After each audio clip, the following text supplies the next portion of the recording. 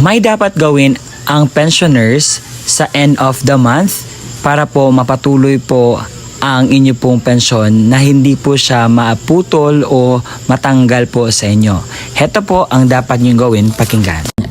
ACOP or the Annual Confirmation of Pensioners Program. So ano ba pa itong ACOP? Ang ACOP po ay reports ng ating mga pensioners sa SSS sa yearly basis para po mapanatili natin ang ating tinatanggap na pensyon sa pwede po nating maging eligible po tayo.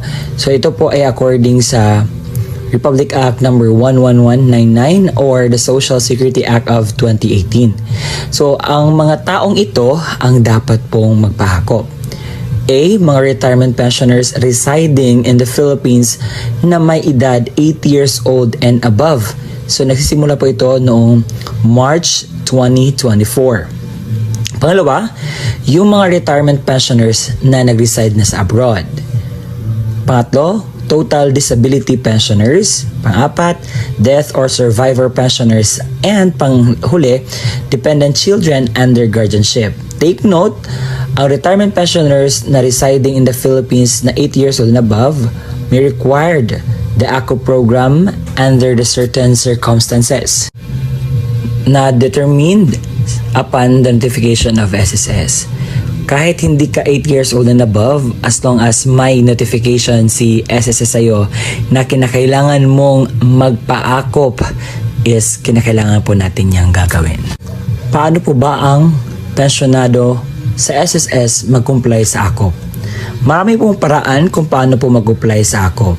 But, una sa lahat, kinakailangan po mag-download ng ACOP form sa appropriate sa inyo pong case. So ang ACOP form po ay ma-download lamang po yan sa online at may QR po sa SSS page dahil nag-upload sila every month na may announcement sila na kinakailangan po magpa-ACOP. So una, ang Annual Confirmation of Pensioners for Retirement or Permanent Disability Pensioners. Annual Confirmation of Pensioners for Surviving Legal Spouse Pensioner. Annual Confirmation of Pensioners for Representative Payee of Dependent Minor Incapacitated Child. Please take note na mag-refer po tayo sa Circular 2023-013 dated 21 December 2023 for the revised guidelines on the ACOP program. So ang tanong, ano po ba ang mangyayari kung hindi nyo ito nagawa? So meron po talagang consequences na mangyayari. Kapag hindi po ninyo nagawa ang ACOP sa tamang schedule, ay magresulta po ito sa pagkasuspinde ng inyo pong tinatanggap na pensyon galing sa SSS. It will be automatically suspended 1 month after the month of the birth of the pensioners or the deceased member. Automatic cancellation sa pensioners after 2 years po sa suspende ng kanyang pagpa-ACOP. Kinakailangan po talagang magpa-ACOP dahil ang purpose po ng ACOP is inaalam ko ang SSS pensioners is still alive or still eligible to get a pension galing po sa SSS. Dahil naibalita po noong nakaraang Disyembre na marami pong mga patay na mga SSS pensioners na nakatanggap pa rin ng pensyon.